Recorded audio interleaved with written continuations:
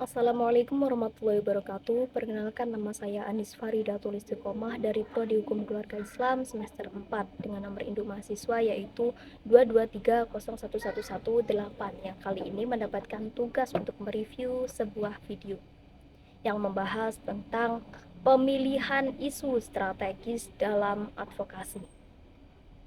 Topik yang dibahas oleh pemateri yang pertama, yakni pemetakan konteks advokasi terhadap korban kekerasan berbasis perlindungan korban.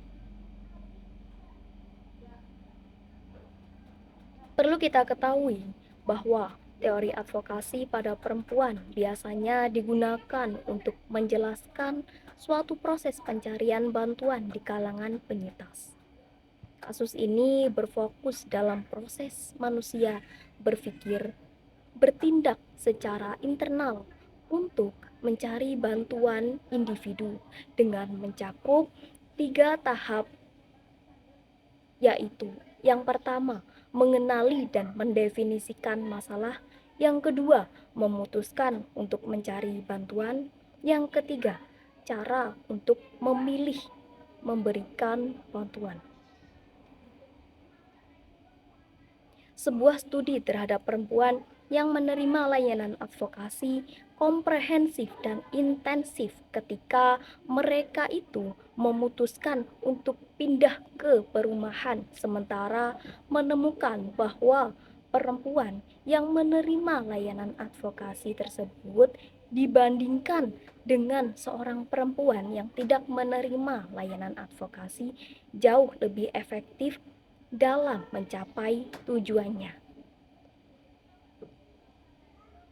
Perempuan yang menerima layanan advokasi intensif dan ekstensif mempunyai atau memiliki peluang yang lebih besar untuk mencapai tujuan mereka dibandingkan seorang perempuan yang dia tidak mendapatkan atau menerima layanan advokasi sama sekali. Jadi, perempuan yang dilindungi lebih puas dengan dukungan yang mereka terima dari penasehat hukum tersebut. Perlindungan pada perempuan sudah diatur dan ditetapkan dalam Undang-Undang Nomor 23 Tahun 2002 yang membahas tentang perlindungan perempuan yang berdasarkan prinsip dasar Undang-Undang Negara Republik Indonesia tahun 1945 dan Konvensi Hak-Hak Perempuan, yaitu prinsip non-diskriminasi dan kesejahteraan perempuan. Kesejahteraan perempuan sepanjang hayat berdasarkan Pancasila, kelangsungan hidup dan pembangunan, serta hak untuk bersuara.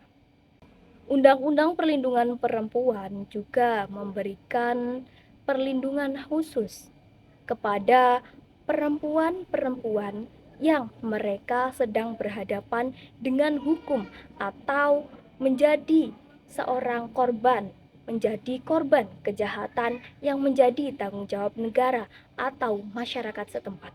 Perempuan yang berkonflik dengan hukum harusnya diberikan pilihan yang lebih baik berdasarkan perilakuan yang manusiawi terhadap perempuan sesuai dengan martabat dan hak seorang perempuan tersebut. Upaya untuk melindungi perempuan korban kekerasan dapat juga diperkuat dengan memperbaiki ketentuan-ketentuan yang saat ini masih kurang memadai, dan dengan membandingkan korban di negara lain untuk memperkenalkan peraturan yang diperlukan dan untuk melindungi korban tersebut.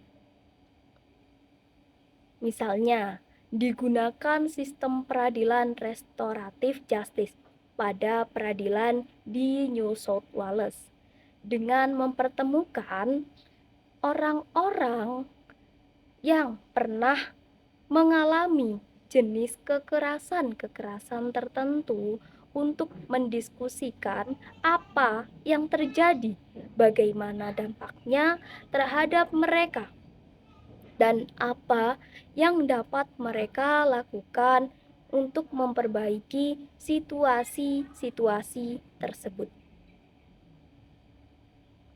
Yang kedua yang akan kita bahas yaitu mengenai perumusan tujuan advokasi dalam melindungi korban kekerasan terhadap perempuan di masa mendatang atau di masa yang akan datang.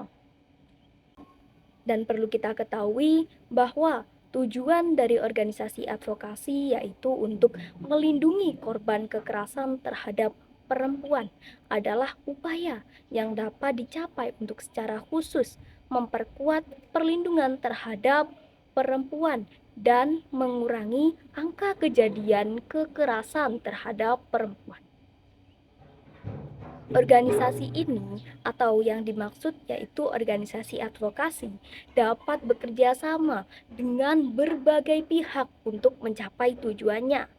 Dengan bekerja sama dan bersinergi diharapkan tujuan tersebut atau tujuan organisasi tersebut untuk melindungi korban kekerasan terhadap perempuan dapat tercapai. Tujuan organisasi advokasi harus spesifik, terukur, achievable, relevan, dan time-bound atau SMART. Tujuan organisasi advokasi juga harus selalu dievaluasi secara berkala untuk memastikan bahwa tujuan tersebut masih relevan dan achievable. Demikian review video dari saya, kurang lebihnya mohon dimaafkan. Wassalamualaikum warahmatullahi wabarakatuh.